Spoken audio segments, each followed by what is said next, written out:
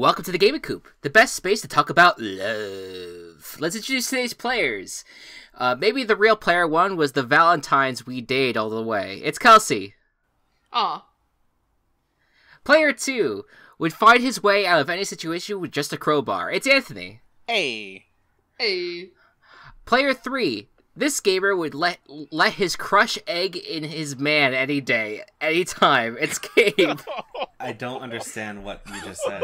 Huh? Player 4 has heard of the critically acclaimed MMORPG Final Fantasy XIV. With an expanded free trial, he could play through the entirety of A Realm Reborn and the award-winning Heavensward expansion up to level 60 for free with no restrictions on playtime. It's Matt. Thank you. Very fitting. And finally, Player 5. I probably have the most realistic character on this list, which is something to be proud of with this motley crew we have on standby. It's Chris.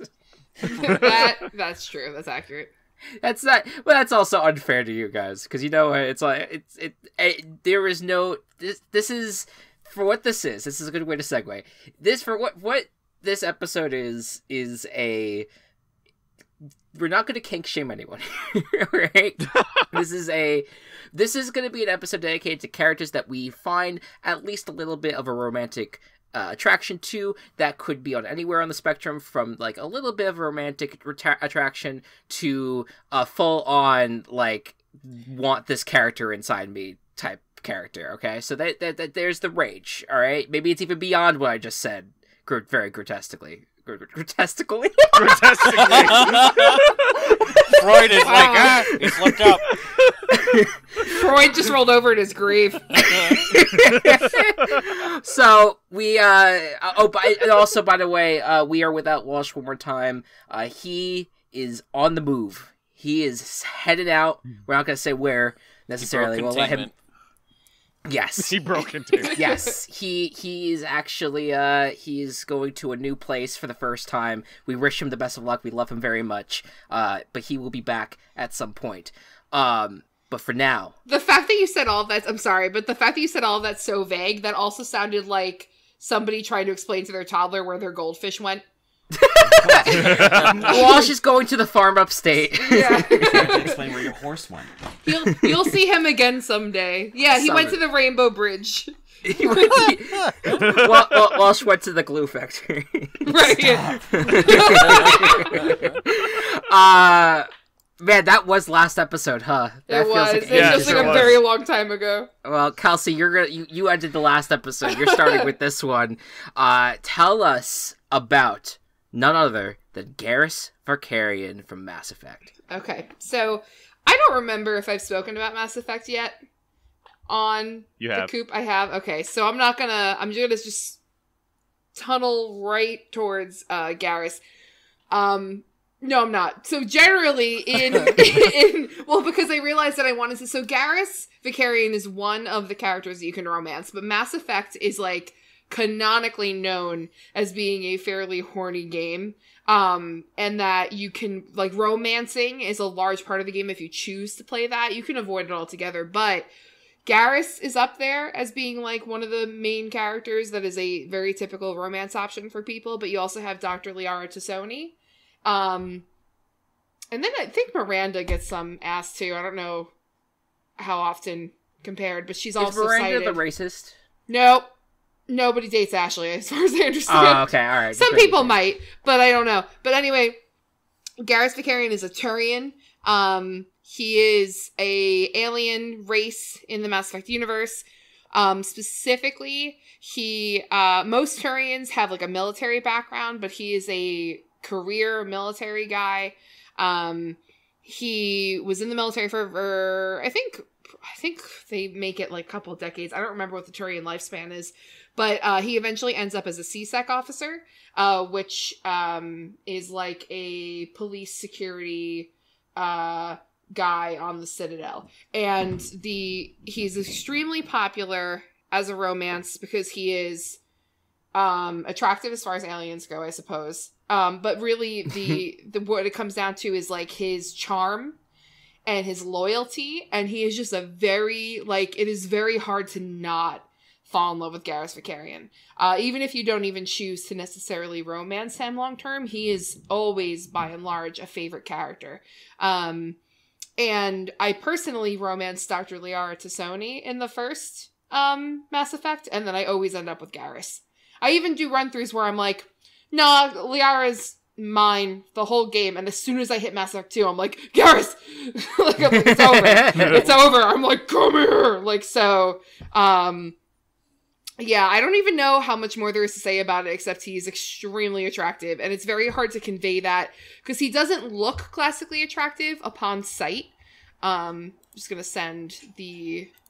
well, I would add, my follow-up would be, like, in terms of just personality and, like, what he, you know, brings in turn. Like, I would just be curious, like, what about that probably is that makes him so attractive? So it really does come down to his personality, his charm, his humor, and his loyalty. So, like, if I did look up, why, like, I kind of just Googled Gareth Bakarian, generally, and the questions that come up almost immediately is like, wait, there were some really good ones. I have to find them again. Fuck. It's okay. Why people love Garrus so much. Garrus was never supposed to be romance, and then it goes on to be like, what a horrible world that would be. And then, like, why Garrus is the most popular squad mate. Garrus is beautiful on Reddit. Like, there's just...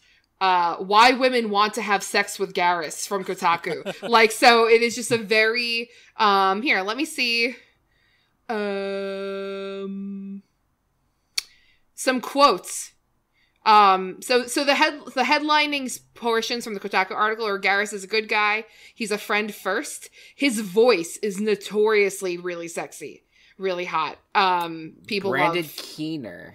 Yeah, people love Garrus. Voice actor. This is a YouTube video of famous Garrus quotes that everybody loves. Oh, that one should not. Is there a moment that you can think of in your head about Garrus that stands out? I personally really think that a sexy part of the game and something that's very attractive if you're somebody who, I mean, I played through the whole series. I did romance Garrus the first time around, but every time I went back, I was more and more attracted to Garrus. And so if you play Mass Effect 1, when you go to Mass Effect 2, there are a number of characters that carry over. It's one of those game series that all of the decisions you make in the game influence the game moving forward if you choose to port in your save. And there's a part in Mass Effect 2 where you've been hearing about somebody whose name is Archangel, and he's this, like, rogue sniper military guy that has been held up in a particular area of the station that you're on, and you have to go extract him. And there's a bunch of different, like, organizations that are going after this guy, this Archangel guy, and they can't even get close to him because he's such a good sniper. And you work your way in, and you get up to the top where you go to approach and take this guy, and it turns out that it's Garrus, which is not huge story spoilers. It happens very, very on in the game, but he is, like, clinging to life at that point. They have almost done him in, and the minute he sees you, it's like new life is breathed into him, and it's this moment of, like, oh, Garrus. Like, it's like he's very, like... It's just this moment of, like, he's very, like, Shepherd, and you're like, yes, 'twas I, Shepherd! And you, like, it takes everything to not, like, throw yourself on the nearest couch type of thing. Like, he's in the middle of dying. And, like, yeah, and he's like, literally, like, and he just, I don't know, he just, like, it's very hard for me to describe, but he has this charm to him that is, like, you could slice it like cake. Like, it is just so, the character is so well portrayed and so consistent and so loyal, so charming, so witty. He brings some of the best humor to the game. Just on, like, little off comments that are made throughout the game. Like, I don't know if I had something... So this is one of my favorite lines. In the game, you have certain people that join your team, and then you do, what are called loyalty missions, and you essentially embark on a side quest that is specific to the interests of that character. And if you complete the quest a certain way, you gain their loyalty. And that impacts something that happens towards the end of the game. And I'm specifically referring to Mass Effect 2. So you're on one of the other characters' loyalty missions, and Garrus sees that one of the bases that you have to infiltrate is a repurposed hospital. And he's like, that's unfortunate. Hospitals aren't fun to fight through. And then your shepherd will be like, what is fun to fight through? And he says, gardens, electronic shops, antique stores, but only if they're classy. And it's like, what? That's like the silliest dialogue, but he delivers it in a way that it's just, I don't know. I'm blushing. He's just perfect. Like, I don't know what else to say. But what was really funny is that he's such a heartthrob and such a mainstay for everybody that when I was looking up Garrus, one of the questions that I saw in like the suggested Google questions was like, you know how you Google and then you're already looking at the results and there's a block of like suggested questions with quick answers if you click on it? Sure. So one of the questions was, what does Garrus smell like? And I was like, what? What? Like, somebody asked that? But I clicked on it, and it's actually, that question was there because there is a company called Siren Song Elixirs, and they make unique, nerdy perfumes. And they made an Archangel / Mass Effect Garrus perfume. And the scent notes are, to me, the perfect description for Garrus. So I'm just going to read them to you really quickly. The scent notes for the Archangel cologne perfume are steel, icy musk, leather, black pepper, coal, and gunpowder. So, just if you can think, that's a very sexy fragrance combo. Just saying. Yeah, wow. Yeah, I am. I don't know. I don't like... know if I even gave you enough information about what the fuck's going on here. No, but I feel like I did a lot of grunting. So no, it's fine. I mean, that's what this episode is. Like I don't have anything to say with Garrus just because I haven't really played the games yet. But I know for a fact that Mass Effect 2. That's probably gonna be the next time I try Mass Effect, is starting from there. And I'm hoping that I fall in love with Garrus. Maybe not as much as you have, Kelsey, but at least enough where that it keeps me gripped to the story. Because that's just been my biggest thing for Mass Effect 1 is that the gameplay is a little bit of a slog for me to kind of get to the point where I find the story interesting. So I would say that this was actually, I had a very hard time coming up with somebody for this pod. Garrus has, honestly, Garrus was just my default. I'm going to pick Garrus if I can't come up with somebody else. And it wasn't for lack of having other people that I have found hot in video games, but I found and discovered that, and this was my bone to pick that I had highlighted previously in the chat, that I was like, I got something to gripe about, and I'll make it quick. But I feel like we know that in recent years it has been a struggle, but they have prevailed in some areas to have good LGBTQ representation in video games, right? But what I was beginning to realize in my hunt for sexy people is that I identify as bi. I am in a hetero marriage, straight passing marriage, but I do find women attractive. But my type of woman that I find attractive is soft butch, soft mask women. They don't fucking exist in video games. It is so rare. Shepherd, depending on how you play a femme-shep, can occupy that space. And a handful of other people, but it's you either have your lipstick lesbians or completely hard butch lesbians. There's very, very little in the middle. And I found that incredible when I really started to pay attention and look. And there are several editorials written about this in recent years, but none that were very recent. I think the most recent article that I found was 2018, but it has been highlighted and discussed, but not enough where it actually has made any sort of pervasive change in the industry. But I just figured I would throw that out there because I was no, it's worth throwing. I was really looking into it, and I was I do like Liara Tassoni, and Liara Tassoni is considered probably even she I think is the foremost horny character in Mass Effect, especially because her race is developed and, like, backstory wise extremely sexual in the universe. So I feel like she's always, like, a forefront as far as a romanceable character. And the fact that she's I think that she's bi in the games. I think that depending on what your gender is, a shepherd, you can romance her either way. But just saying, I found that very intriguing. I was like, what the fuck? What is this? So, or it was going to be Lydia. I was having trouble. I was struggling. Yeah. Or Petra. From yeah. Like, I had so many Oseram to choose from, but it was hard to, like, narrow down. So, yeah. Garrus it is. But I hope that was a good kickoff for everybody. Yeah. Yeah. Anyone else have any comments about Gareth Vakarian? He is hellishly attractive. I know. I told you, Gabe and I have similar tastes. Yeah, absolutely. And also, like, I love Garrus, but playing through the game as, like, a hetero male shepherd, he is also, like, your best friend in the game. Mm-hmm. He is always by your side. He is a really good, like, companion to talk to between missions, because his morality is independent. He doesn't necessarily ascribe to, like, what the authority forces in the game believe in, even though he is part of the, like, police authority, and he's, like, fiercely loyal to you, and willing to do whatever it is you need to do.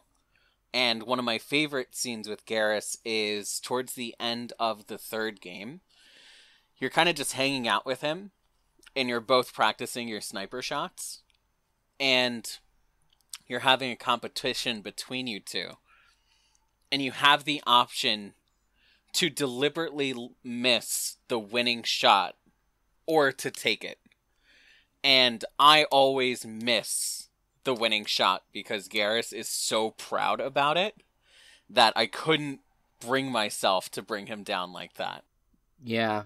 I guess that's always, like, with narrative games that I always kind of worry about is, like, during, like, the inevitable all is lost moments, if you end up being alone and not having an ally in those moments. And I again, haven't played Mass Effect, don't know if that ever happens, may happen at some point, but it's nice to know that no matter what, it does seem like Garrus is a character that's, like, you will always be able to lead on, and that is either in a platonic way or a romantic way. Well, so even if you choose, you do not have to romance him. Like, you do not have to choose that option. And I don't know, Mass Effect is tricky because at the time that it was coming out, it was very groundbreaking to have that romance option in the game, and it was actually, like, very controversial for the time. And so they've had a tricky history of LGBT romances because they will, like, allow more characters to be, like, all the more female characters are bi, but they will keep you as a male from romancing some of the male characters that are otherwise romanceable as femshep. And it's, like, it's weird where they chose to draw lines, and it's something that has followed them and is a fair and necessary criticism of how they did the game. So I don't even know if as male shep you can romance Garrus. I don't remember. Mm-hmm. But my favorite fan art is the very last image I just shared, where there's actually a line in the game where they say there is no shepherd without Vakarian, and he is quite literally the definition of ride or die. Like, there's other dialogue that he uses where he says, like, whatever you need, shepherd, I wouldn't even let a cough keep me from being there for you. Like, it is such an intrinsic part of who his character is that I think is why he's very... You can't trust no bitch. So he's very easily, like, in this fantasy world, somebody that is that loyal, you're like, oh, do me right here. Like, it's very hard to come by in real life that you're like, that's it, sold, let's do it. Yeah. So, anyway, I won't take up any more time. No, I liked it. So that was Garrus Vakarian, and now we're gonna go and turn our attention to another game, as we usually do. on these podcasts, and we are going to turn to a great fairy in Tera. Anthony, tell us about Tera from Breath of the Wild. Sure. So I have been playing the Legend of Zelda games since I was a kid. And, like, back then with N64 graphics, the Great Fairies looked kind of scary. But, like, they had this, like, obvious sexuality about them. And, like, they were very powerful figures that help you a lot throughout the game. And so it was like, oh my god, there's a Great Fairy here. I can't wait to meet her and see what she gives me. And Breath of the Wild is like, yeah, that's cool and all, but what if we made the Great Fairies, like, a lot more hot? And they really fucking did. So, when you meet the Great Fairies, they are in this, like, pod. Like, this plant pod out in the world. And their area is very naturey and has bigger and more vibrant flower growths than the area around it. And they're like, well, the world has withered away and my magic works on rupees. So if you give me a donation, my power will be restored. And they're like, okay. And they're kind of like poking their hand out from behind like the flower, like you can't really see it.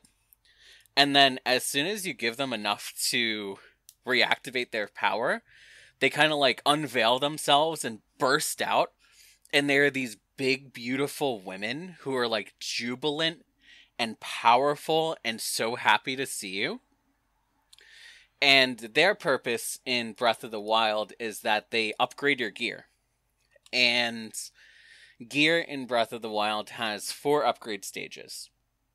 So when you upgrade your gear to 1 star, the Great Fairy, like, blows you a little kiss, and, like, this magical wind washes over Link, and he's like, oh, that feels good. And then your gear is 1 star. When you upgrade it to 2 stars, she puts a kiss on her finger, holds it out to Link, and it, like, washes over him. And he kind of, like, scratches the back of his head, like, all shy, because that was a little bit more direct. Upgrading it to 3 stars shows the fairy leaning in to give Link a big smooch, and the screen blacks out, and when it comes back, he's, like, out of breath. And then, 4 star, so I'm about to share in chat, hopefully it plays. No, I don't think it will. Let me see if I can copy a link for you. Link. Link. Good one. When you upgrade a piece of gear to 4 stars, the fairy, like, leans forward, and then she laughs, sweeps out with her hand, picks up Link, snuggles him, and disappears into the bottom of the flower. The screen goes to black, and when it comes back, she's resting her head in her palm, laughing with her hand on her chest, while Link is just flat on the ground. And it's like, your imagination can fill in what happened there, but they fucked, and,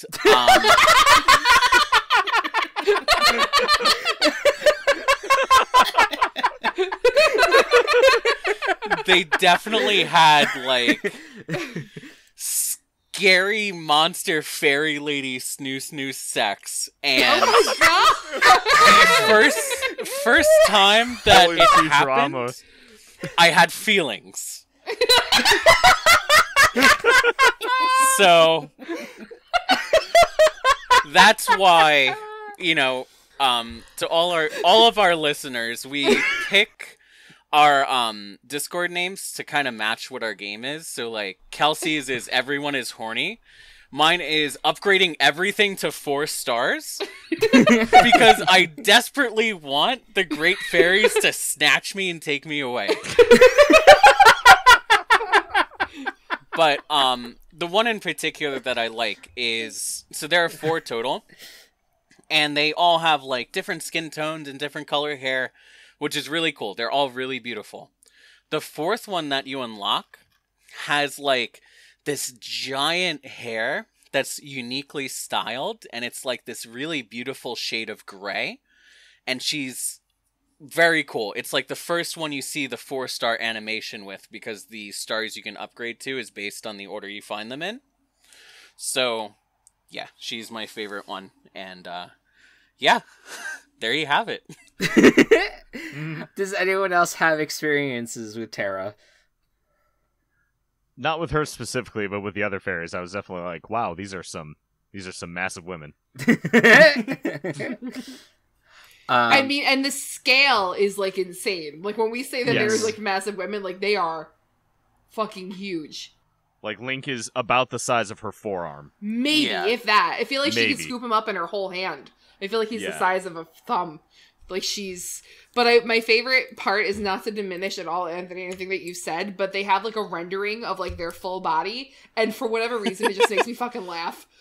And it's because she looks like a weird little cone person. Like, I can't quite figure it out. It's so funny because for last year's This year's. it was this year's Yeah. VBBFL, we ended up having Kotera, I think, was the fairy that was on I think your team, Kels.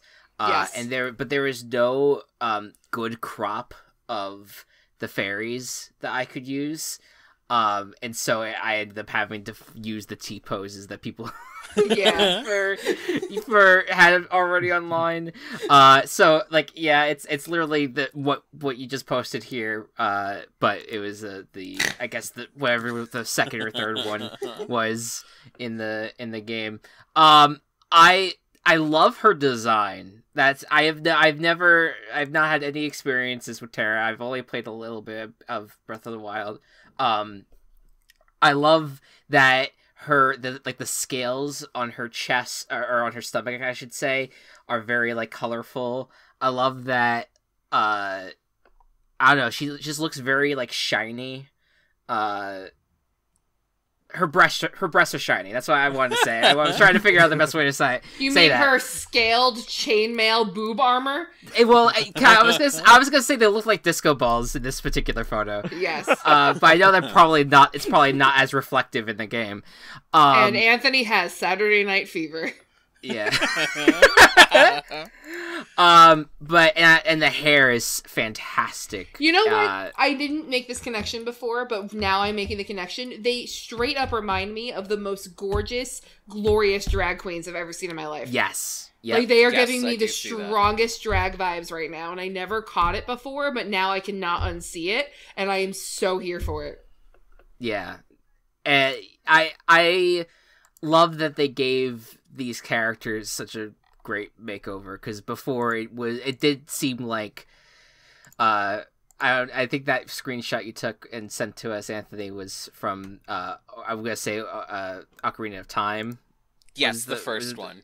Yeah, so those were just obviously like, okay, those are just overtly sexualized, no other purpose. But I feel like these, like, yes, you could still say maybe they're just sexualized creations, but they're also like, I don't know, like, I feel like they have some personality to them, and like actually like really, really great design to them, where the other ones were just like, hey, we're just gonna drape these characters in leaves, and this one's like super detailed with the makeup and the accessories and the hair, and everything is just so much stronger and just really, really cool. I also love that they really leaned in on them being like plus size or not straight sized sex objects. Yeah. Like, I feel like yes, they are absolutely overtly sexualized, but they are like thick, glorious, large women that you do not see like put in a position of being oogled at in like they do in other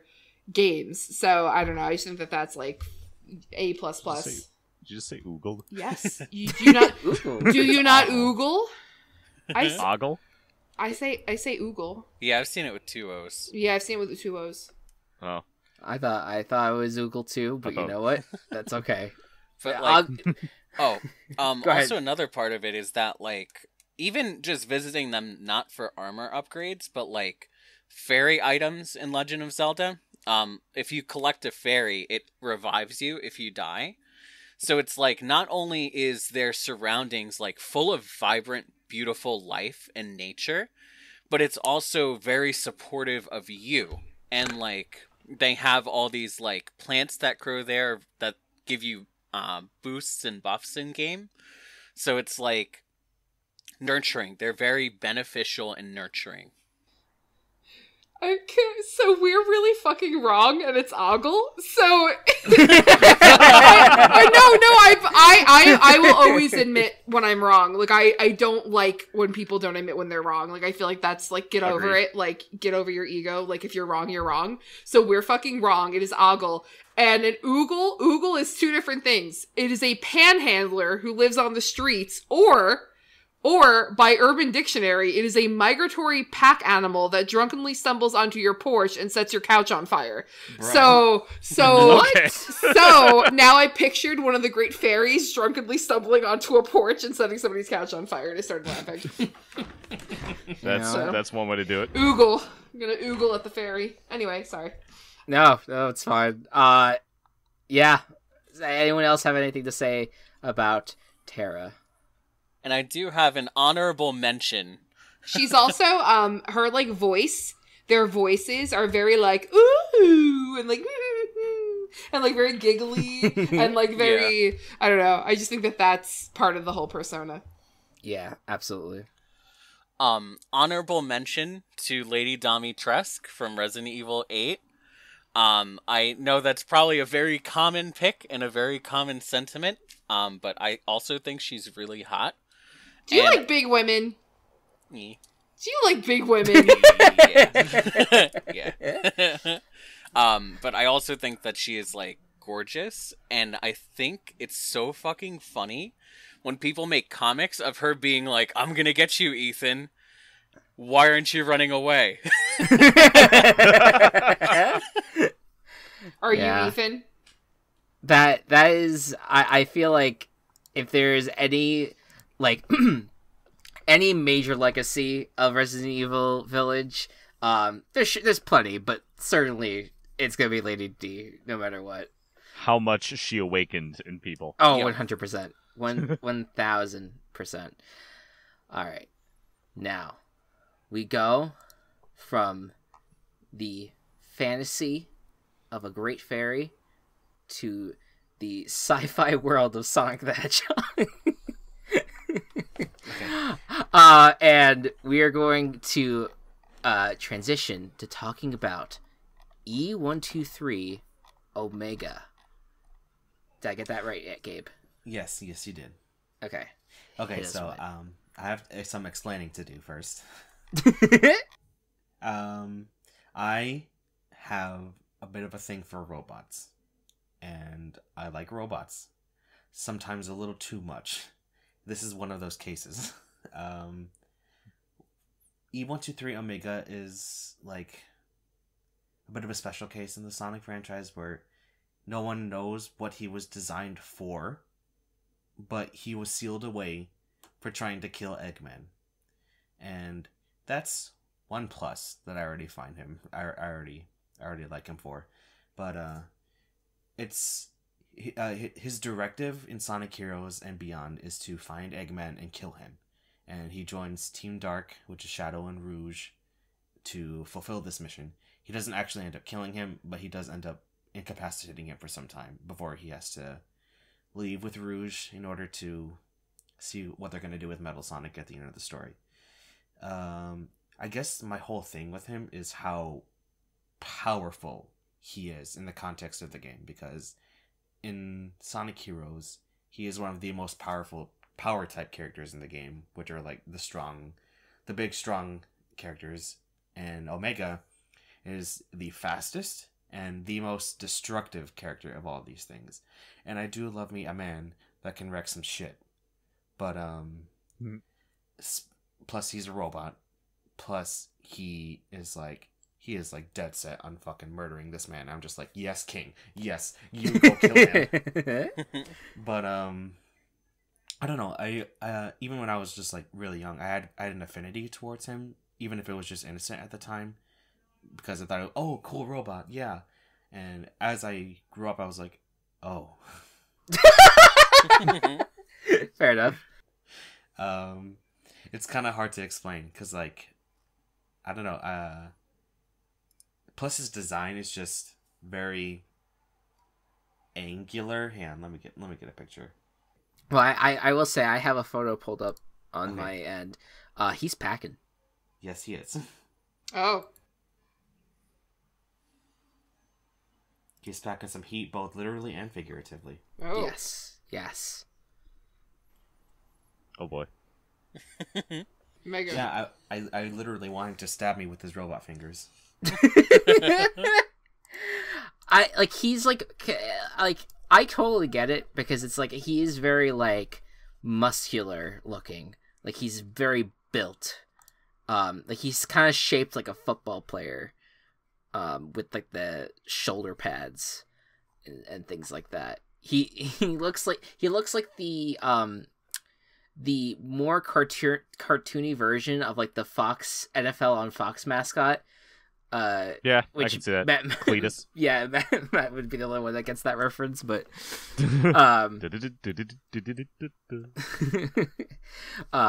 but yeah, I totally get it. Is there a particular moment that you love the most from your time playing and watching E123 Omega in action? Specifically his voice lines throughout all the stages in Sonic Heroes. He is very ornery, to say the least. He's just literally one of his like exclamations for when he gets points is "kill," and I love it. Just the way he just drags out the kill. He just hits. It hits. Yeah, it's different. Does anyone else have thoughts on Omega? I wrote your intro. Wait, what was it again? I can't remember. I said it was this gamer would let his crush egg in his man any day, any time. It's game. I think knowing that context a lot more probably would have helped, but of the Sonic-y stuff. But yeah, It's fine. Okay, so actually, I did want to ask that. So I don't think I've watched anything with Omega in it, but I did see the other robot from Sonic Adventure 2.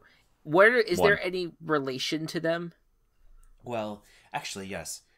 This robot, well, it technically is in Sonic Adventure 2, but his more prominent role was in Sonic Adventure 1 as one of the main 6 characters you can play as. He is, honest to God, one of the best written characters of the franchise, and I will hold steadfast on that opinion. Gamma? That is E102 Gamma, and they are part of the same E series of robots. However, instead of with Gamma, there was E101 Beta, E102 Gamma, E103.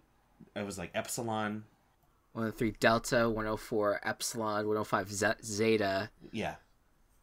121 Psi Vi. I don't know what that is. Let me see. It's PHI, but I feel like those are usually get pronounced differently, phonetically. E100 series. Okay. The Gizoid. That's a different Guy altogether. Yeah. Okay. Fair enough.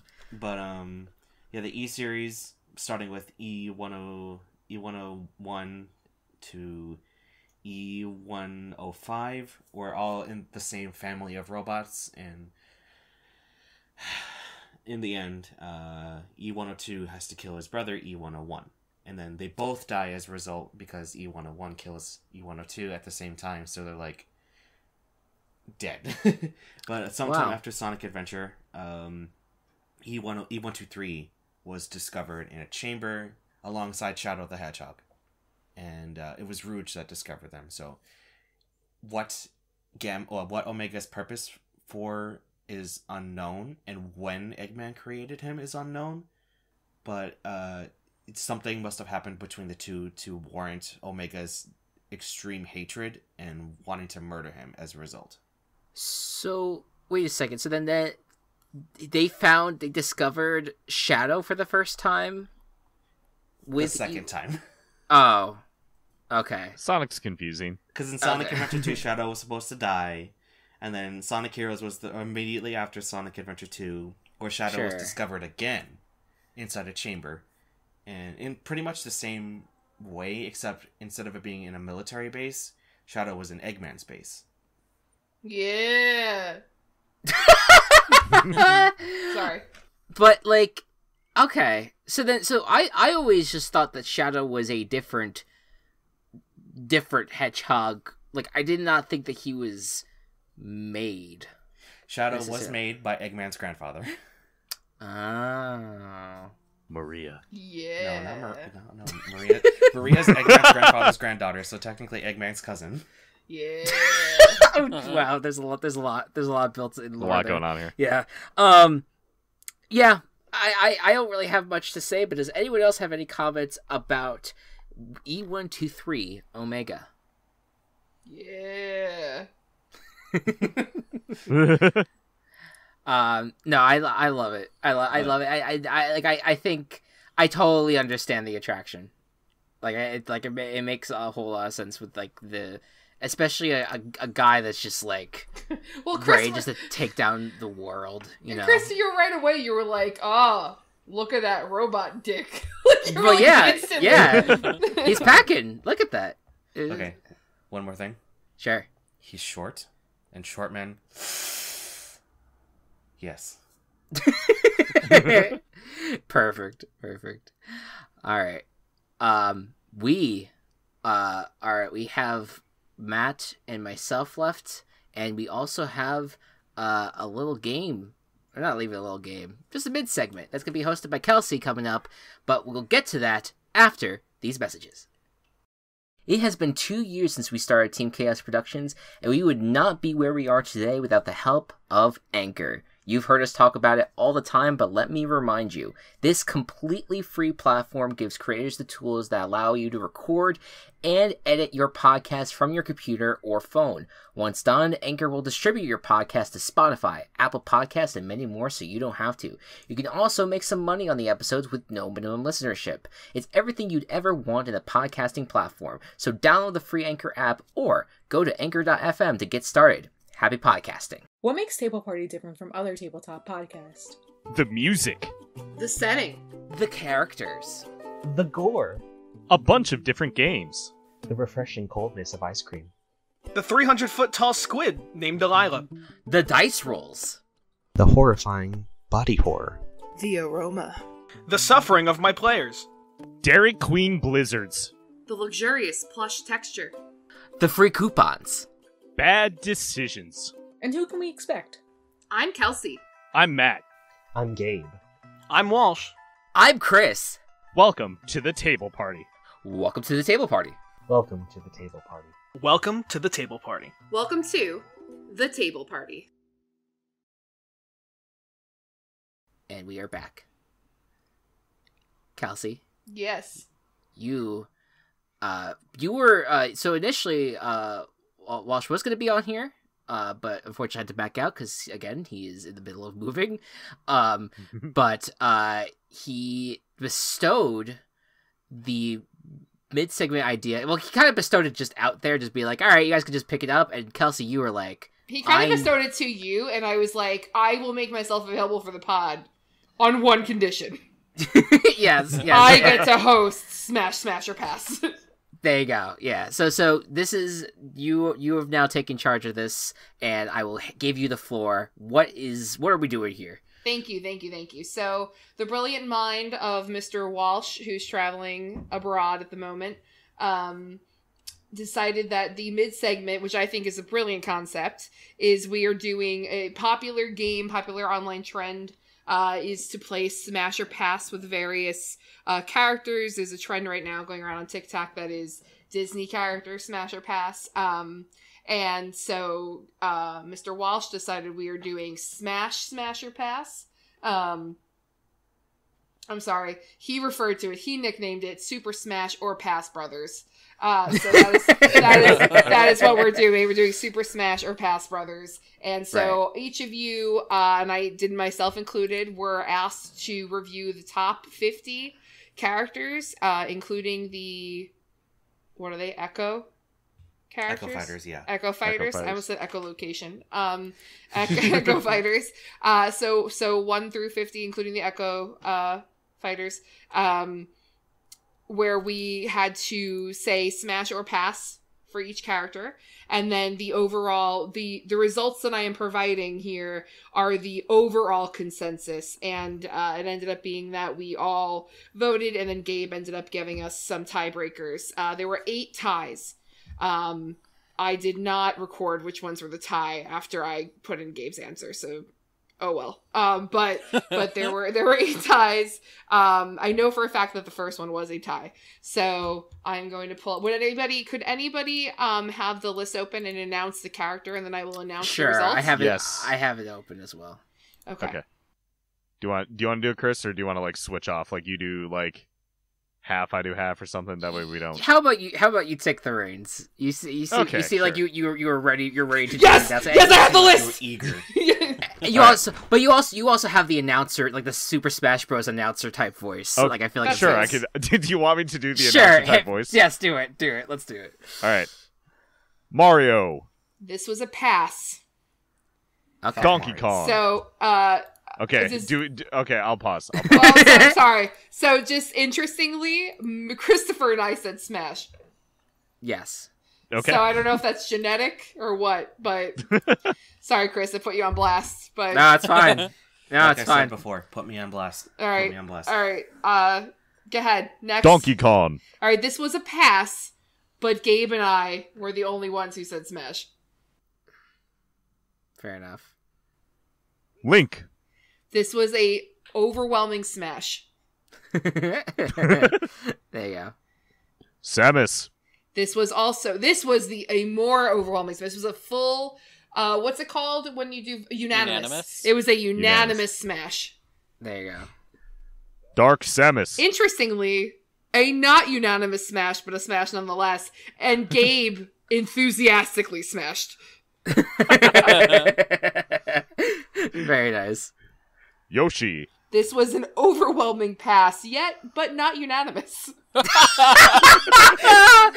Does anyone care to reveal themselves? Me Very nice. and Gabe. Me and Gabe. Okay, alright. Of course. Kirby. A unanimous pass. Because Kirby is baby. Yeah, he is Yes. baby. Yeah. No. All those jokes about like when people are like Kirby's like could suck my dick or whatever the fuck that people do out there. I'm just like, no. Leave Kirby alone. Kirby is the throat goat, but Not that way. Not in but that way. he is baby. Fox. So this was a pass, but our 2 resident lovelies were smashes. Just call us furries. It's fine. Pikachu. Unanimous pass. Unanimous. Yeah. Luigi. This was a near smash. This just eked out. That was a tiebreaker. All right. Ness. Unanimous Move pass. on from that one. Captain Falcon. Unanimous pass. Really? So Oh, that's wow. so funny. I said that to Anthony too, because we were in the car. We did it on the way home. And I said pass, and he was like, really? And I was like, that guy looks like a fucking dweeb. He looks like the Fair. biggest nerd, not in a fun way, not in a good way. Just no. You want to hear his name? Yeah. Douglas J. Falcon. No. He's a nerd. No smashing any Douglas. I'm sorry to the Douglases in the world, but that's just a no. Show me your moves. No, what thank he you. says. I don't want your moves, Falcon. Jigglypuff. Jigglypuff is 12, right? Yes. Yeah, unanimous pass. Jigglypuff is also baby. Yes. Peach. So this was a almost near smash, but Gabe stopped us. Wait, so I'm Daisy. sorry. I'm sorry. Is it pass? Full Is that smash. pass then? Full smash except for one little pass. Okay. Peach seems like she smells. Wow. Sure. Daisy. That is one of my favorite things that has ever been said in the history of my life. I'm crying. But like, so okay, hold on. I Peach need to looks break like she this down real smells. quick. You know what? Actually, no. Let's just leave it as Yeah, is yeah, because yeah. it's kind of Yeah, just let's keep perfect. going. It's kind of perfect. We got too many of these. Daisy. Daisy is 13E, right? Mm-hmm. Yep. So does that mean that Daisy is Peach's echo? Yeah. Yes. And that's always been the case. Yeah. Yes. Okay. Yeah. Well, she was also, now I'm calling out Gabe again because this was also almost a near smash, but this was a passionate pass from Gabe. And so if you think Peach smells, what's your issue with Daisy? Voice. This is well, her voice won, but this is a reference to a YouTuber. She seems like her tap water smells bad. Tap water. Yeah. Oh. Huh. Okay. So her person smelling bad is one thing. That just gives us a regular pass. But She her seems like the tap person to water, have her tap water smell her bad. tap water being dank as fuck is a harsh pass. Is a like no, Yeah. no, absolutely not. Okay, all right, just All right, checking. fair enough. That's fine. All right. Fine. Bowser. A resounding smash, except for my brother. That Understandable. makes sense. Oh, I'm sorry. Anthony also passed. I take that back. Oh. You hetero assholes. Alright, whatever. Sorry. Ice climbers. I don't know if it's the hetero part that actually is the reason why. What is I'm he not- scary? I don't know. But don't you like that? I don't really love the idea of like a large man that could destroy me. Like I don't know. There's something You literally intimidating just about it. stated described that what is I like literally in it. Gabe. Yeah, I was just gonna say that Yeah. is literally Gabe's goal. Yeah, I guess that's just not my type. Chris does not share that goal. Look, All right, that's fair. That's there's fair. a 100% chance that Bowser has a spiked penis. Yes, and to that I say, on guard. Oh my god.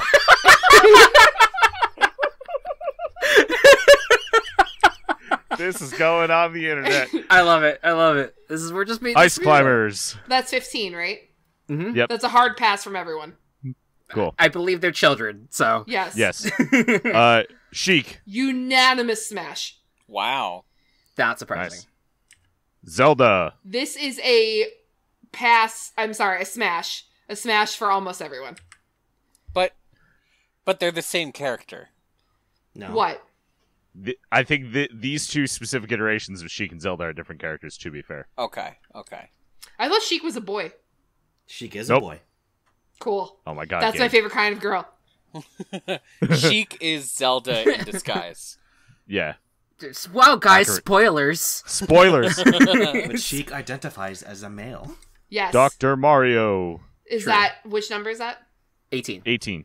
18. That's a pass. And again, Chris and I's taste. We were right there on the Smash Mario, regardless of job, occupation. Listen, it is that- a smash for Mario. And you know what? It's even more so for Dr. You Mario know because why? he makes it more money. And you know why? Mario looks like he smells bad. So he's a hard smash. Can I share a fun fact? Sure. Yeah. His black color scheme, like his black outfit, is called the Back Alley Doctor. Oh, Wow. I'm here Wow. for it. Wow. Oh yeah. Oh yeah. Oh. Pichu. Yeah. It's a pass. He's a baby. It's a pass Yes. for everyone. It's a baby. Falco. Pass. Interesting. Marth. I'm surprised about that. Pass. Lucina. Pass. Young Link. Hard pass. It's a baby. Child. Ganondorf. Okay. I'm upset. Until Gabe came to the table, I knew I could count on him. I knew he would be here for me. I was the only smash, and that was my most emotional vote. I put that shit in bold. That is such a hard smash, and it's just Gabe and I in our own little horny corner, I guess. That's fine. That's fair. That's fine. Anthony actually got called Ganondorf once. Yep. Oh, wow. That's the only reason why I married him. Mewtwo. Smash. If any Pokemon Wow, I'm is going impressed to be... that one got through. But you know what? It was me. I was the tiebreaker. If any Okay. Pokemon is going to be fuckable, it's Mewtwo. I don't think that way about any of them, but Mewtwo has big dick energy. I think there's one more later that I may disagree with you on. Yeah, I was gonna say That's fair. We have to I go understand, but I also this is not my forte. So I am in uncharted waters for my own preferences. And then I did a double take at Mewtwo, and I was like, actually, okay. And then I did. Roy. What number? I got 25. distracted. I got too upset over Ganondorf. That was a hard pass from everyone. All right. Crom. This is a near pass. All right. Mr. Game & Watch. Pass. Meta Knight. Pass. Pit and Dark Pit, both children. Zero Suit Samus. Oh, a unanimous smash. Of course. Yeah. Not surprising. Wario. Okay, I was completely alone. It is a resounding Can I just tell you, pass. Kels, this was the hardest one for me. Well, then you should have just smashed. I know. What's the worst that happens? You gotta take, you gotta go to the doctor a little bit. Like at least we know we know that Wario smells. You gotta hit a at clinic. least. Yeah. Like we don't know for sure if Peach smells. And like we don't know for sure. looks, he really does look unclean. Like he But, does, like, he does get me Wario, that vibe. we know that Wario's not clean. Right, but I'm also like into it. Sure. So Sure. like I'm okay with it. Wario's like, I know a place we can get chicken wings. And I'm like, Jesus.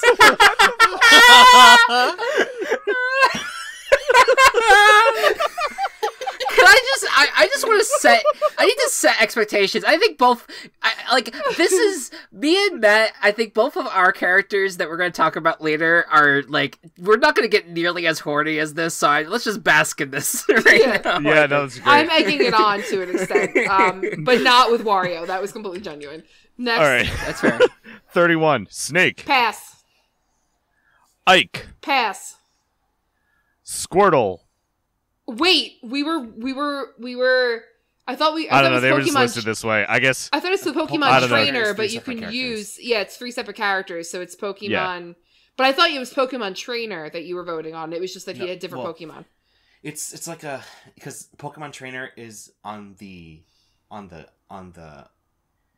they have the official art, but the character itself is the 3 Pokemon. So that's what I stated my answers as. Okay. Well, everybody voted on every level of Pokemon Trainer pass, except for the very last one got a single smash. I was. That's what I was expecting. Yes. 36. Diddy Kong. Pass. Unanimous pass. Yes. Lucas. Unanimous Child. Pass. Yep. Sonic. Is that 38? 38. Yeah, unanimous pass. Also a minor. King DDD. 1 smash. All mostly pass. Olimar. Pass. Which I have to say, this was questionable for me. He is 1 inch tall. Yeah. Oh my god, Kels. And Lucario. What? Pass. Sorry, pass. I was reading the wrong column. This was the other one. If that wasn't obvious. Yeah. There were 2 votes Rob. for Smash, and you can guess who that is. Yes. 42, what'd you say? 42. Rob. Pass. Toon Link. Child.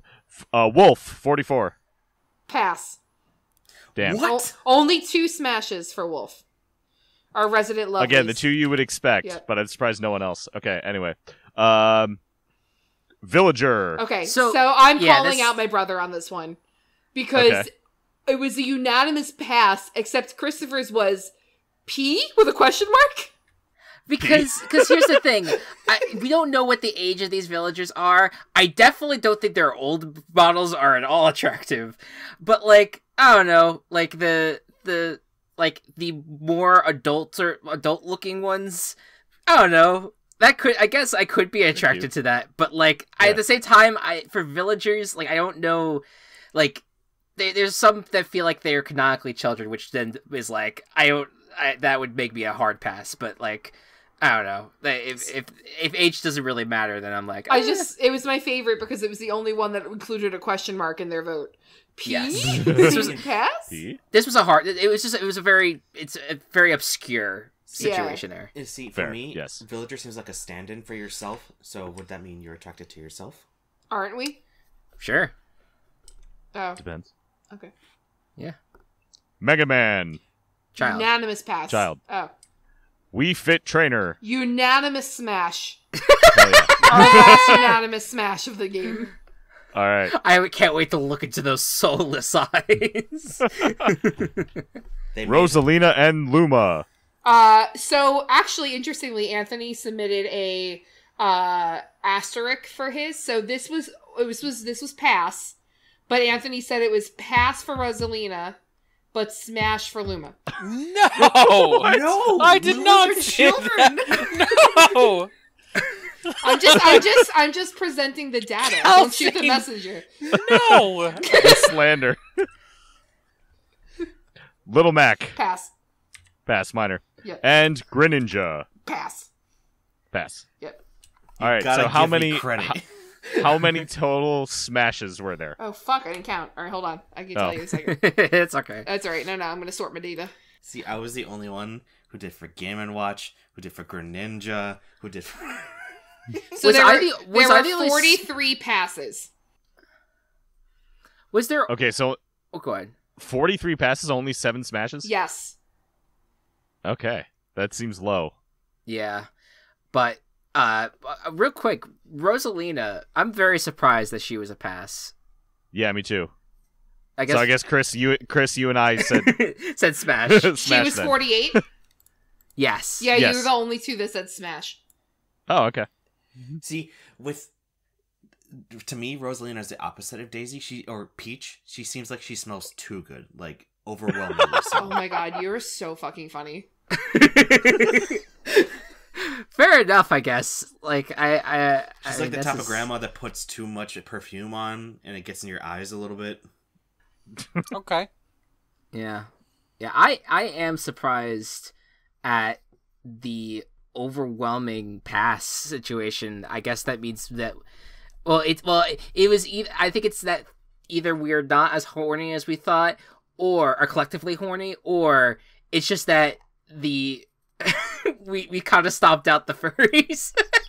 In this situation, Also, we outnumbered yes. them. No, Also, if you know think what? Rob, You I was the saying only that. one.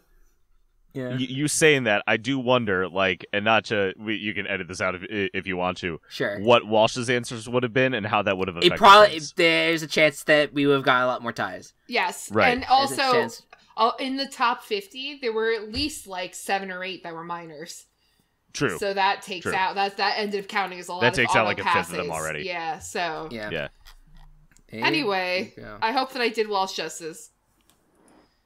You did. That You was did. fun. Good. Sorry Well- about my chicken noise. That's okay.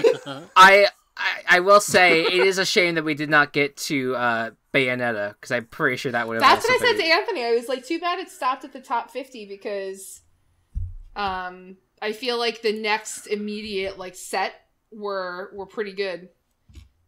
Yeah. Yeah. Yeah, honestly.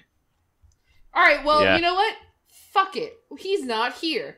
So real quick, verbally, we're not gonna count it in an overall count. We're gonna go Me Fighters, smash or pass? Pass. Pass, yeah. Pass question mark? Right, exactly. Palutena? Smash. Smash. Smash. Pass. Green-haired motherfucker. Pac-Man. What that Waka Waka do though? Smash. Smash. Pac-Man is another throat goat. What Can that I just Waka say- Waka do? Can I just say, Waka Waka do? just gonna just admit this ahead of time and also remind myself later when I'm editing that I am isolating Anthony's audio for that. Anything talking over there is not gonna be there. It's gonna just be what Anthony just said about Pac-Man. Take that, everyone else. Robin? Smash both genders. Smash. Smash. Is Shulk the other gender? No, Robin is can a be male or female. female. Oh, okay, yes, both genders. And Shulk? Pass. Pass. He's, They Pass. look Pass. baby. Are they baby? He's 18. Nah. Oh. Shulk smells like Axe. Oh. No, his friend in the game definitely smells like Axe. Shulk doesn't. Ryan? Ryan, yeah. Ryan smells like Axe. Oh. Okay. Bowser Jr. is baby. Duck Pass, baby. Duck Hunt. Dog. Pass. Dog. Okay, all right. Not even anthropomorphic. Yeah. It's No. just straight. But what dog. about the duck? No, pass. Okay, all right. I'm just asking. Everybody was like, "No, A dog," but you're forgetting that there's a duck. It's the hunt. There's duck, or I'm sorry, the dog would be the Hunty. You tried. Ryu. Ryu? Sorry. Pass. Pass. He Smash. seems like he smells like cheese. Yes. Where are you getting this? Yes. Give me that Havarti, daddy. No. Ken is the echo for Ryu. I'll pass. Pass. Yeah, I don't like the blonde. He looks weird. Cloud. Pass. Corinne. Pass. Pass. Okay, wow. We don't like her. Or him. Her. Both. Both. We don't like them. All right, Bayonetta. Yes. Smash. 1, 2, 3. Smash! Yes. Inkling is baby, I Kid, think. yep. Ridley, smash. Smash. Whoa! Turn the Game's mic audio. off, dude! Check it out. Yes. Holy crap. Simon? Pass. Pass. I agree. Richter? Smash. Pass. Smash. Pass. Yep, absolutely. King K. Rool, smash. Yeah, Pass. smash. Yeah, I agree. Isabel Baby, and Incineroar. Smash. Pass. Smash. You want to go Smash. back to the top and just cover the DLC Yeah, characters? DLC may as well. Oh, why? Christopher seems like he's laughing. I know this is all just it's absurd, but I'm into it. Let's just keep going. Pariah Plant, smash. Plant. Yeah. Pass? Question mark? No, kidding. Yeah. Smash? Question mark. Joker. Minor. Teenager. Pass. Teenager, yeah. Okay. Is Hero a minor? Don't know. Okay. They look too minory to me. Pass. Yeah, pass. Banjo and Kazooie. Pass. Pass. Smash Banjo. Wait, who's the bear? That's Banjo. Banjo. Banjo. Kazooie's the Yeah. bird. Kazooie. Pass. I don't like birds. Terry. Smash. Pass. Pass. But that bicep though. Smash. His hair. God, yeah. it actually, He kind of looks like trailer trash, but like good trailer trash. his bicep is like in the photo on the website. It's almost like a beach, like with the water, but without the water present. So you kind of see the line, but it's so fucking dense, that bicep. Jesus Christ. Byleth. Pass. Smash. Pass. Her three houses model looks like she has alien eyes. Wow. Is Min Min baby? No, she's a ramen shop owner. So She smells like ramen. Yes. Smells like ramen. Smash. Smash so hard. Yeah, I'll smash. Breakfast, lunch, and dinner. Oh my god.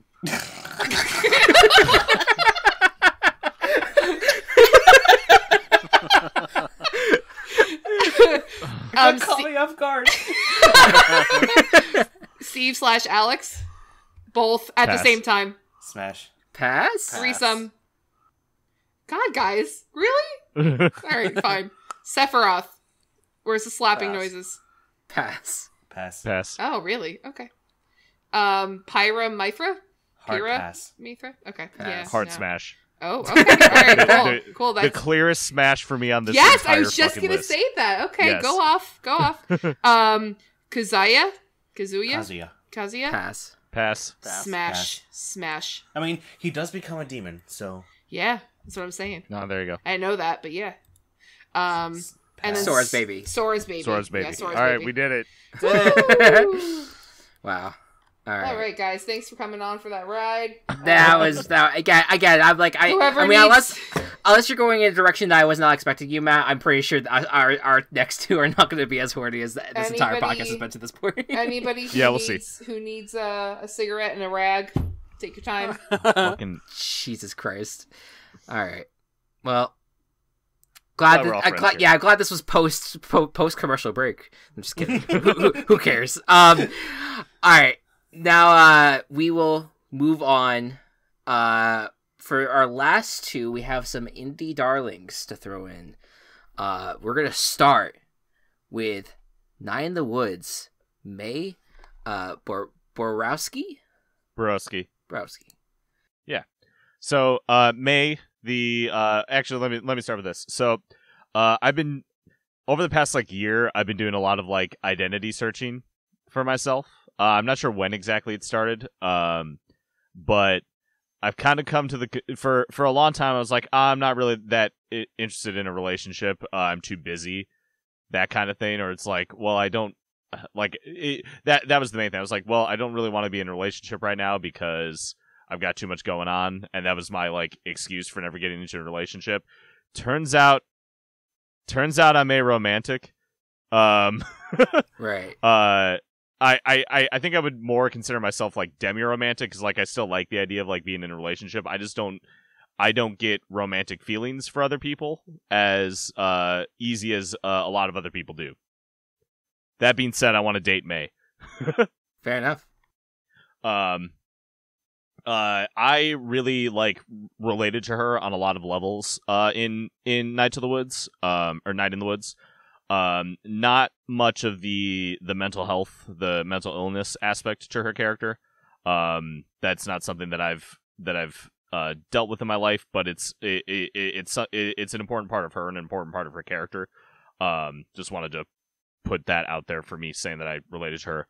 But when the game came out about 5 years ago, in 2017, and it was interesting. So May is 20 in the game. It came out when I was 21, and it was May going back to her hometown where after just leaving college, and everything was different. And I had a lot of those same feelings around that time where I kind of felt split between two places, especially when I came home. I didn't feel like I had belonged in my hometown for a bit, just because I was spending so much time at college. So I really related to her on that front, and I really got endeared to her because of that. Another thing I really like about her is that, hey, she plays bass. Musicians are just inherently a little more attractive to me, just because I think that music is cool. I do music myself, so other people who do music are we can bond over that. That's just a bonding thing for it. What else? There's not a ton. I just think that May is really cool. I think that that she and I would get along well together, and just trying to I don't know, hard to put in exactly why I would be why I'm super into her, but I hope that did enough. Sure. Yeah, no, I was gonna add or ask did I hear someone want to go first? I played Night in the Woods soon after Matt did. He recommended it to me, and I was like, sure, it's a game about furries, and I'm like, okay, sure, it's my aesthetic. So I played it, and I had to drop it after a bit because at the time I was also I related to May on a different level compared to Matt. In the game, she actually drops out of college, and at the time I also did drop out of college, and a lot of the mental health things that she was going through in the game, I also was going through. So it got a little bit too real to me, so I had to drop it and just leave it alone for a few weeks until I ended up picking it back up again and then finishing the game.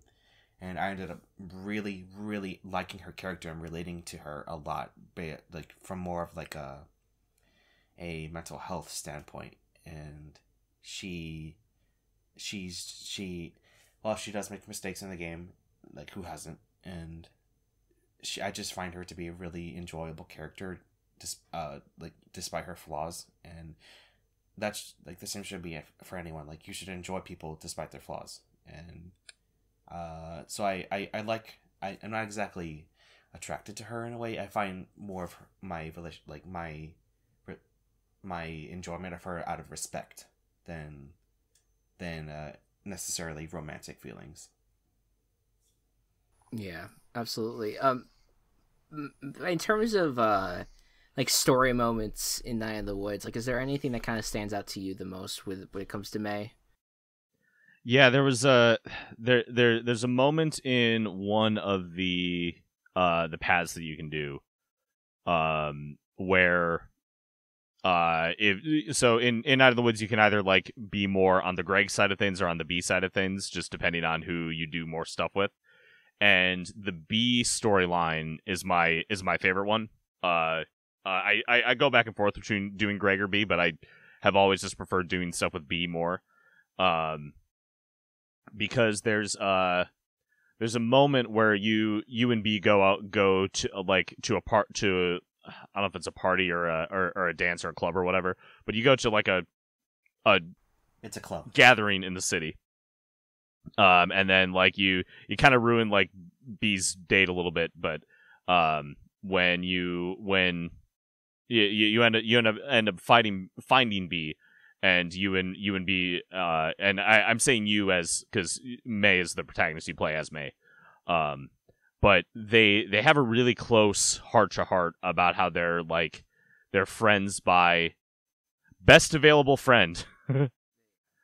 So it's like the fact that they are close to each other because they kind of have just been they're in proximity to each other, so they became friends. And legitimately, that's how I feel like I would end up in a relationship, is just me and whoever I'm with just happen to be like together in the right place at the right time, and it just would just feel natural to be like, hey, we should date, rather than like the kind of going out and like actively doing date stuff or like trying to get into the dating scene or whatever.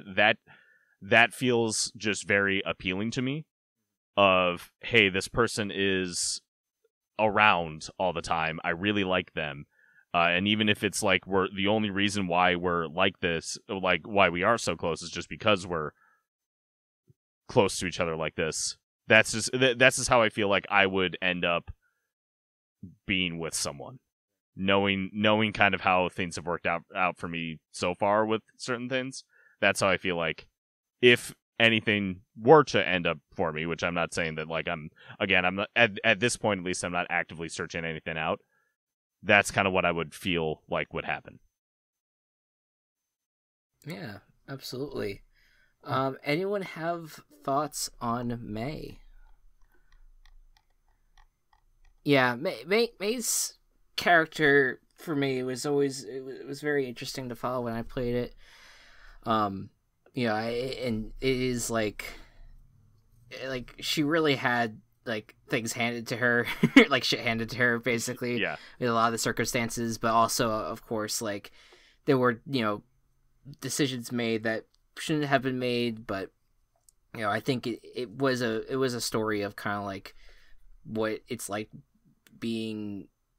struggling with mental illness, being young and not really knowing what to do with your life, and kind of and I think that there are so many relatable elements to like for it that May has, that I think her character probably resonates with a lot of different people. And yeah, I think it's definitely like, in terms of someone that is like wanting to be like, if in terms of wanting to be with her in terms of a relationship, like I think you kind of like described it perfectly, where it's just like you guys just are happy to be like existing in the same space with each other. You guys keep each other company. It's not like anything beyond that, but it's just a nice company to have. And I was just going to say that I think that it's really noble and refreshing, too, because I think that they're in so many circumstances, and, like, even the way that I was just exaggeratedly behaving for the mid-seg, where everybody's expected to be, like, it's literally 0 to 100, and it's, like, you have firm set attractions to things and people or whatever, like, and it's not necessarily the case, and, like, I'm putting things on for the sake of the pod right now, of like, course. but, like, I, too... like, I'm not, like, everybody has their own kind of spectrum of how they feel, and I feel like it's really refreshing to have an honest take on the side of things where it's, like, completely fine to be not a massive horn dog all the time. Like it's not like it's not realistic. It's not realistic, I think. And I think that media and our generations and the way that things are portrayed online, that thirst culture is like prevalent, and I think that we need to start normalizing people just existing for companionship. Like companionship is just as important as a sexual side to things. So kudos. Game on. Yeah, just don't don't get overly like Puritan about things, of course. Of course. No. That wasn't at you. It is of no but you're right. Like it's of no judgment or consequences of what everybody else is trying to do, but it's more so normalizing that this is a legitimate part of the spectrum of sexuality that we're always trying so hard to honor, that there's a lot of people that overlook that part of things as deserving of their own space and representation. And so I think it's important that you brought that to the table. Yeah. I just really want to give her a hug. Yeah. Yes. Aw, wholesome. Wholesome Matt is wholesome. Speaking, does anyone else have anything to say about May? One more thing. Sure. If there is one thing I am thirsty for, it's that fucking soundtrack. Oh yes, very good soundtrack. Fair enough. Speaking of people that we want to hug, I will transition into my character, who is Madeline from Celeste. Madeline is a trans woman from Canada who is looking to climb a large mountain. I forget what I think it's called Celeste Mountain. That's why it's called Celeste. And there's not really there's not really much known about Madeline, like in terms of like what's kind of caused her to want to climb the mountain. But she just, she said that she wanted to challenge herself, and in terms of just like try to like just be wanting to conquer something, but also the fact that she too is dealing with anxiety and depression, and throughout the game it kind of manifests into something that I think that people called her the manifestation Madeline. I don't know what the I think the canonical name for it is just part of her, but essentially, and the game ends up being about her struggle of just kind of trying to control the anxiety that she has, the depression that she's dealing with, while also trying to achieve this goal of making it to the top of this very difficult mountain. And it's throughout this journey that she has to, overcome plenty of obstacles. It's a very, very difficult 2D platformer. But it is the fact that it's both that she has to physically have to climb the mountain, but also just have to, mentally deal with, some a part of her, literally, that is basically telling her that she shouldn't be doing this, that she's going to inevitably fail. And then there's also the outside forces that are saying that, like, how the mountain's too dangerous. The old woman that she meets early on in the game saying that, like, she's, way too eager to try to go up the mountain. And I think with Madeline, in terms of a character, why I like her so much is she seems to have a really good heart. There is a chapter that is completely dedicated to the Celestial Resort, which is a it's a part it's just on one of the, I guess, the peaks of the mountain, or it's just amongst the mountain before going to the top. And she is met by Oshiro, who is the I think like the hotel, I want to say like he's like the bellhop, I guess, but he's basically the person that runs the hotel. And when she arrives there, the hotel is a complete mess, and she at first is like she wants to go, she wants to kind of keep going and keep on making it to the top, but through this kind of like detour of sorts, she decides to kind of help Oshiro out because he seems to be in a mess. He's worried about trying to impress her, and he like everything is just like it is. She has to literally go through the hotel and kind of change and try to fix the mess that he has going on in the hotel. And once she does that, Mr. Oshiro is very gracious, but Madeline, the part of her, kind of ends up showing up and tells Mr. Oshiro that essentially that Celeste, or that Madeline was totally doing all this to fuel her ego. She doesn't really care about you, and ultimately this makes Mr. Oshiro extremely angry, and she's kind of like chased out of the hotel, where after she gets away, Mr. Oshiro just basically says like, just leave him alone, and backs away. And of course this is a terrible moment, but it is through it that was like the biggest example in the game of like the things that were going on in her mind, and then of course manifested so that way Mr. Oshiro kind of heard the things that were in her mind.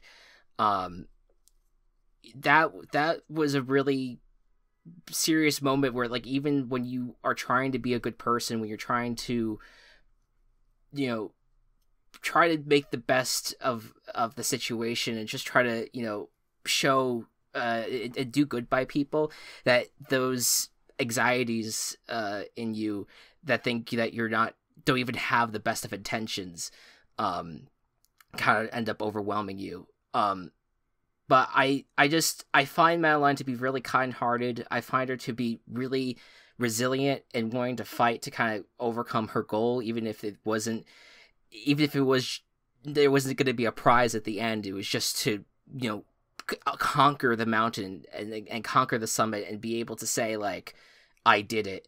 And it's that resilience and that kindness to me that kind of makes her a really great character. I love her design, especially not in sprite form. In sprite form, she just kind of looks like a short little blob. But in terms of the art that has come out with her, like I just really like her design, and she's just really adorable. I just really think that she's just a really great character. I love that this is one of the few examples out there of trans representation as well in a video game. That wasn't the case initially. In terms of when this game came out, it wasn't really clear if she was trans or not. But the developer of the game, after there was some speculation, after like a trans flag I think showed up like in like a DLC or something that in her room, the developer ended up coming out and saying that not only there's a lot of speculation about that, but not only through this process did the developer figure out that Celeste was that Madeline was trans, but that also that she was trans as well, that the developer was trans. Wow. So it was kind of a really just it was one of those moments where it's just like having this representation, having this game be like one of the great representations of trans people in gaming is just perfect, because this is such a brilliant game. I played it this month and I think it's one of my favorite games all time. And I love Madeline as a character, and I hope that she can go on another adventure soon. Like I would love to see, you know, if there's more to her story beyond this. Maybe there's not, but I even if there isn't, like the fact that she doesn't end up overcoming her mental illness. This is a spoiler alert. Like she doesn't, like, it's not like all of a sudden I get to the mountain and my depression's gone. Like, no, that's not the message at all of the game. But it is just the fact that she was able to kind of figure out a way to channel those anxieties and channel the thing that she's been struggling with most, and using it to her advantage to climb the mountain, and that's actually manifested in the gaming mechanics of you actually get like an extra boost with when you use the power of both Madeline and Madeline. And so yeah, I don't know if I was able to really best describe why I like Madeline so much, but I love her design. I just think that she's just I love kind people, I guess. I just really like who she is. But does anyone have any comments about Madeline? It's really interesting. I think I talked about this on a previous episode, but in Runeterra, there's a called Tera the Traveler. And Tera is one of a group of people who go to ascend Mount Targon. And Mount Targon is as close as you get to the gods in Runeterra. And the journey changes everybody who undertakes it. And Tera, once he ascends the mountain, transforms into a deity called the Traveler, who is explicitly a female deity. And Riot not only wrote Tera as a trans person intentionally, but they're also voiced by a trans voice actress. So I thought that was a neat parallel, like the whole idea of climbing the mountain and like a personal journey and things to overcome and like finding yourself at the end of it. I thought that was a really beautiful parallel. Yeah, and that is like, I think it is. Again, this is not a story of like I overcame my illnesses. Like no, and I think that it is completely a message of trying your best to overcome a situation despite the circumstances, and being able to say like, and being able to kind of find yourself, like you said, Anthony, and just be able to say like, you know, I can figure out a way to live with this. And even if I'm gonna still struggle sometimes, like I can figure out a way to make my life better and also make other people's lives better, even though there's gonna still be days where I'm going to be struggling with this. I think it's a great message about mental health in general. And there we go. I like the trajectory of this podcast. This journey that we went on. That we front loaded all of the spicy horny, and that way you got to like mellow out at the end.